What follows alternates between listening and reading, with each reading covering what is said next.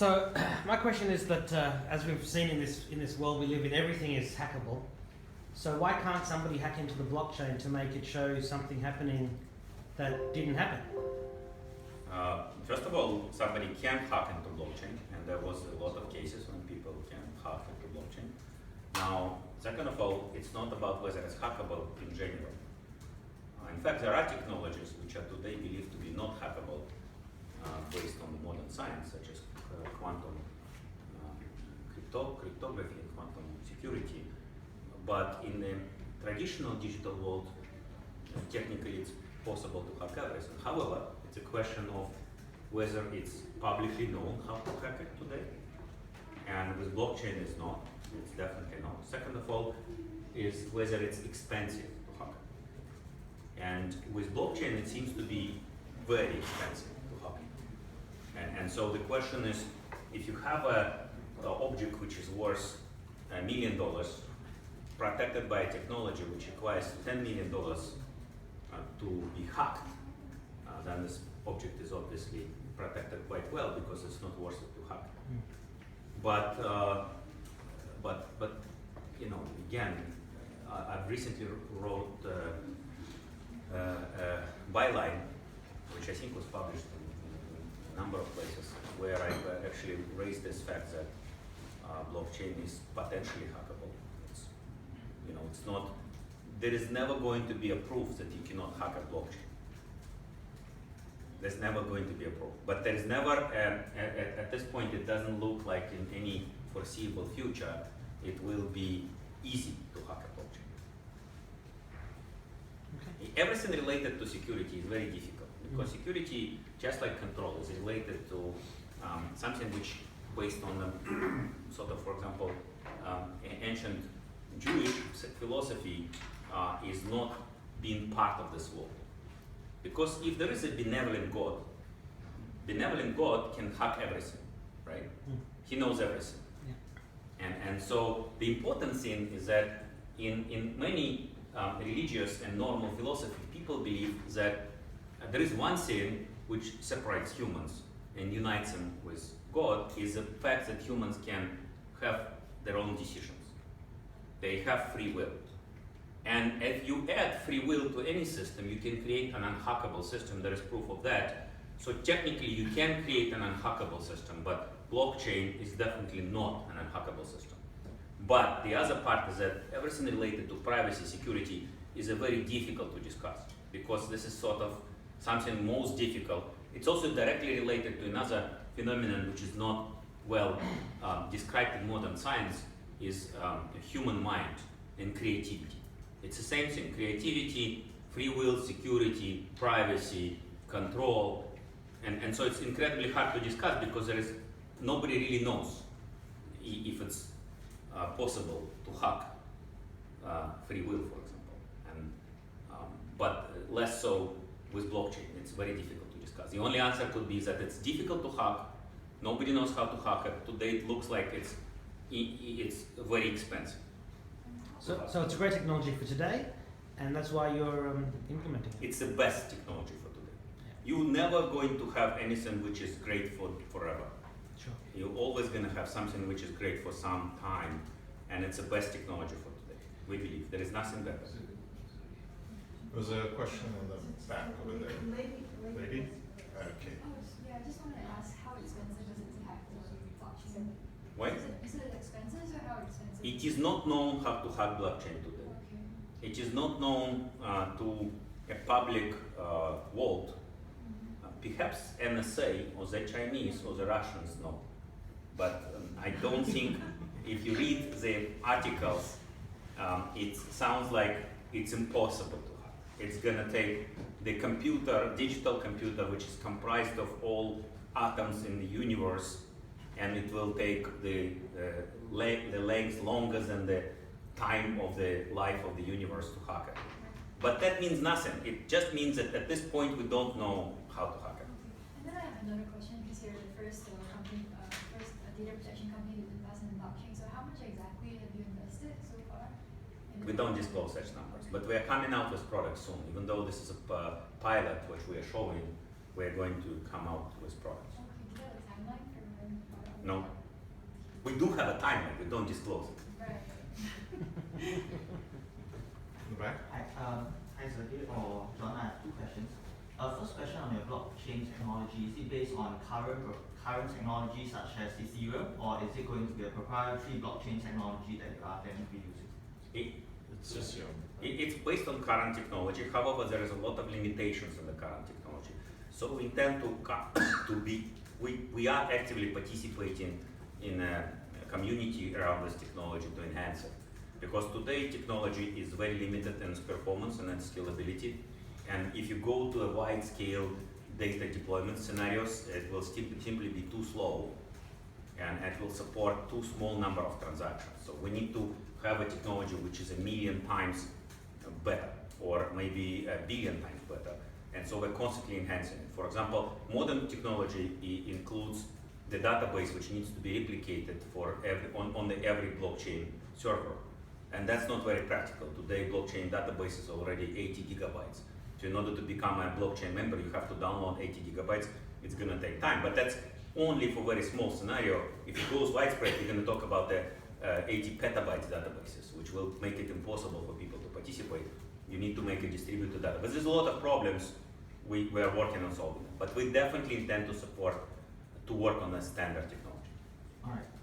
And another question I have is for distributed apps, for example, in the future when apps are going to be distributed and for dApps, the idea of storage itself and the backup of a specific storage in a distributed technology is going to be very obsolete, and that is exactly what Acronis is doing right now, where you have backing up of a specific data, but if information is spread out... We are not backing up data, we are protecting data, which is, and we're also storing data and managing data.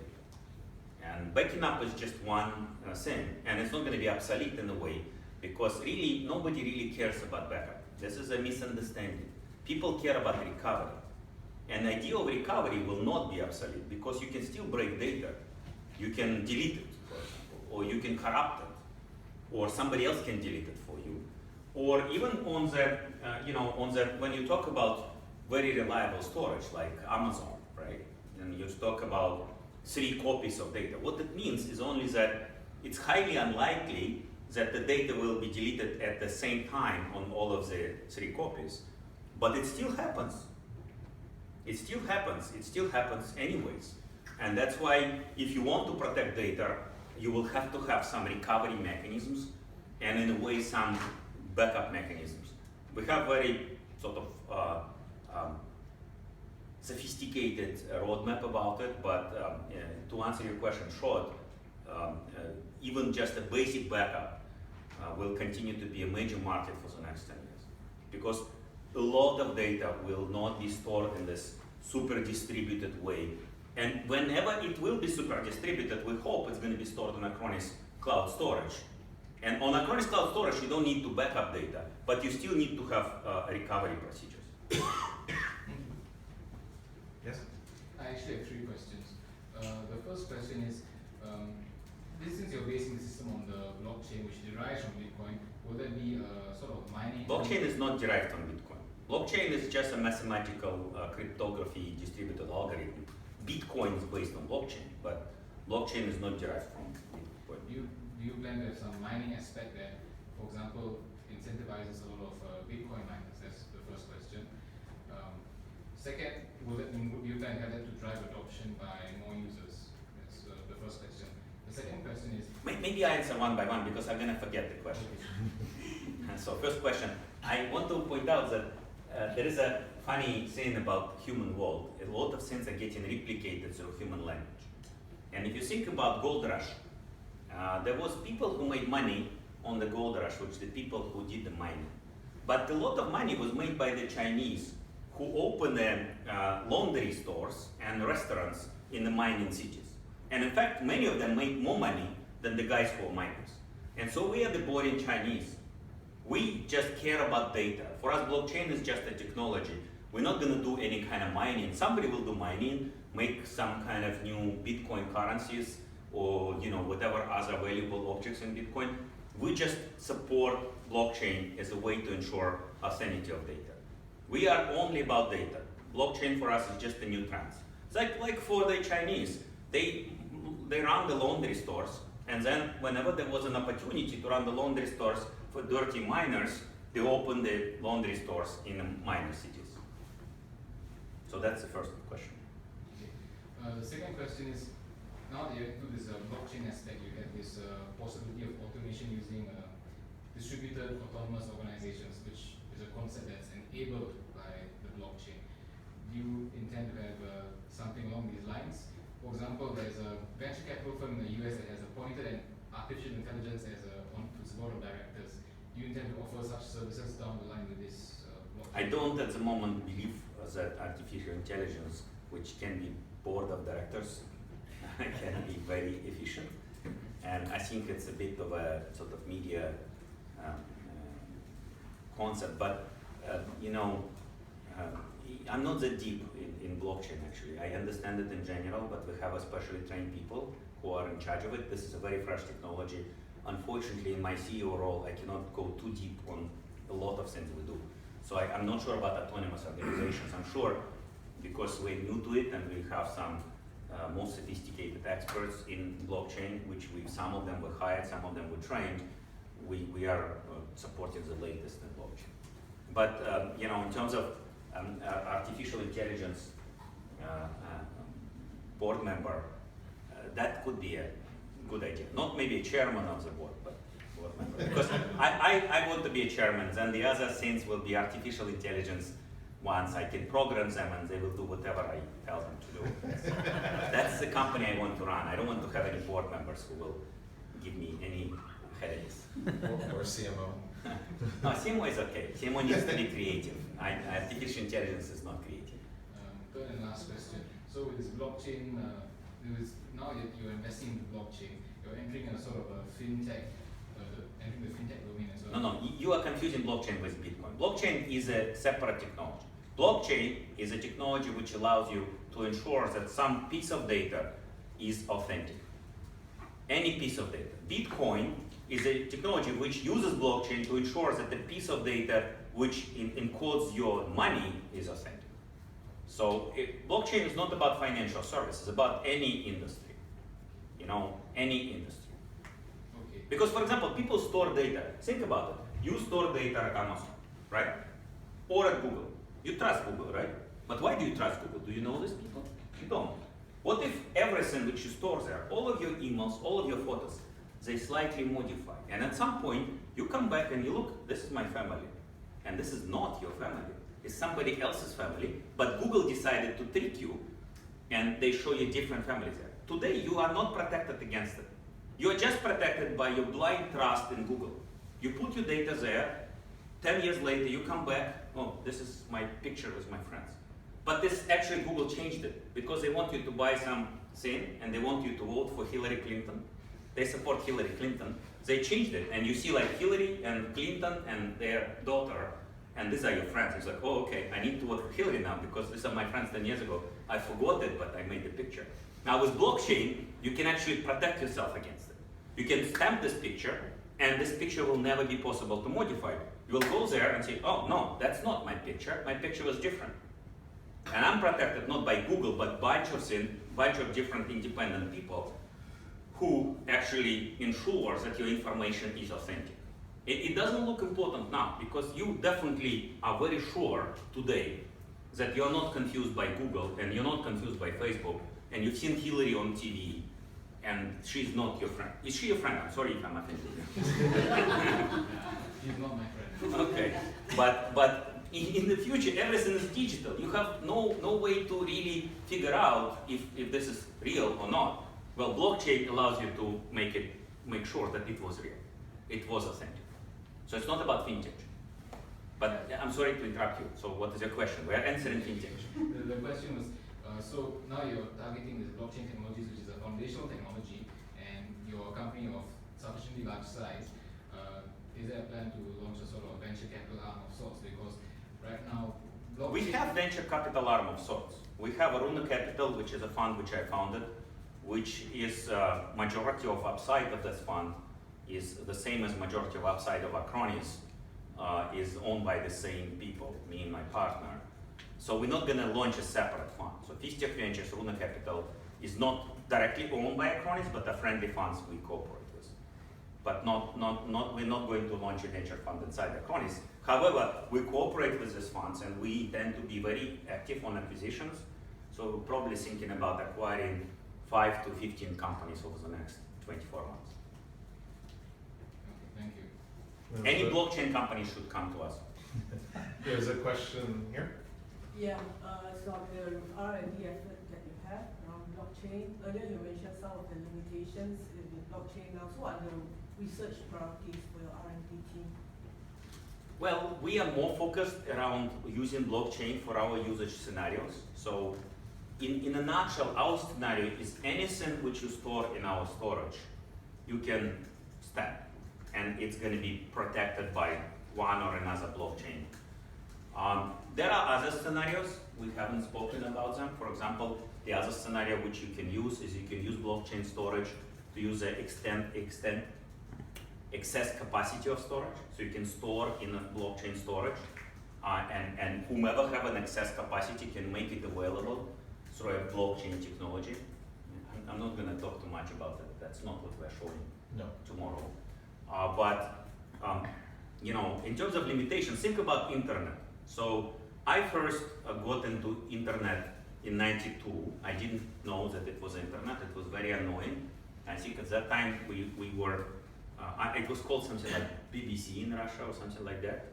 A BBS in it. BBS, yes. Bulletin board system. Yeah, I ran one. and it was 960 bits per second modem.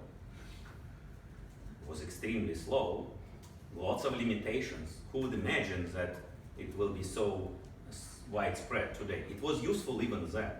Actually, it's quite interesting. You know how I came to Singapore? I just realized it right now. I came to Singapore because of internet. I hired this guy, I guess I hired this guy who's still working with me today, actually GT. And I told him that he needs to look for floppy disk drives. And he went into internet and searched and found the subsidiary of Singapore company in Russia, non-system consultant, which actually was selling floppy disk drives. And so I went on, I met them, and I ended up opening office in Singapore. But again, there was a lot of limitations at that time.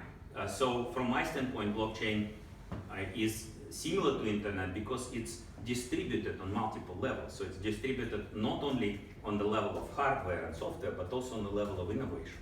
That means it's an open technology. There is a lot of people who can come up with their own versions, with their own libraries, who can come up with their own hardware, with their own software, constantly enhance standards, and so it's evolving very quickly. But we hope to contribute to that. But our focus is data. Is there a formalized blockchain community? You mentioned that you're participating in the blockchain community. I'm not. Yes, of course, there's many communities around blockchain. Any particular ones? There are conferences. We have actually a person who's based in Singapore. His name is Victor. He's not here tomorrow. Unfortunately not, but he will be here soon with his family. And Katya can make sure that you meet him. He knows all this community. This is a very new trend. Even when I started using the internet, up until 1996, I didn't realize it's important.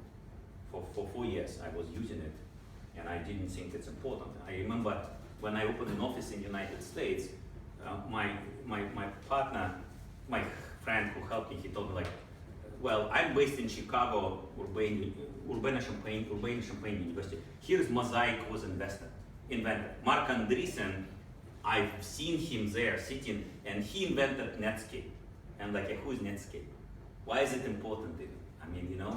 And this is 96.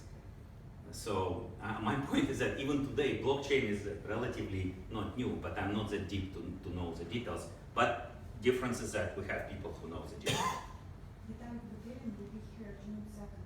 Yeah, by the way, one of the guys who is one of the key people in blockchain, who is a founder of Ethereum. Yes, he's quoted in our press release. Yeah, he's one of the collaborating experts with us. He's one of the key people in blockchain community. Yeah, and he will be here in Singapore June 7th. I just typed into Google is blockchain open source, and there's a few different open source platforms. is what you're doing with blockchain open source, or is it going to be proprietary? I mean, it doesn't. Part of it is going to be open source, but part of it, most of it is going to be proprietary. Sure. Which makes sense. We are one of the main contributors to open source in general, but we believe that we have to write very good software in such ways that people will be ready to pay for it. There's a time and place for it. Yeah. Right. There's a time and place to make money, too, which is, without that, you haven't got a business. Okay? More questions? Could you describe from a user perspective how the prototype is going to work? So is there like a button they can press to timestamp certain things that they want? I think it's better to Yeah, see. you'll see it tomorrow, but essentially, yes. The prototype, I believe, you actually drag a file in, sort of like you do an upload of a file on the web. You drag a file and then it'll timestamp it, and then you get a certificate that's associated with that file or that whatever you're storing that has the timestamp information. I typically, when I run the companies, I get to be very detail oriented and know every single detail of what we do. But now we have so much change that I could not even answer a question. I don't know how it works. You will I see feel it tomorrow. ashamed, but it's a fact. You will see it tomorrow. Yeah, and just to be clear, this is a prototype. What we find very important in R&D is actually to bring in people, both partners and customers, who would use the technology as a solution to understand if this is the right experience. So you'll see one possible solution, Yeah. and then We manage it. yeah, and then how it develops will really depend on the feedback we get. Other questions? So, we have some food and drinks, and we can continue to ask questions for our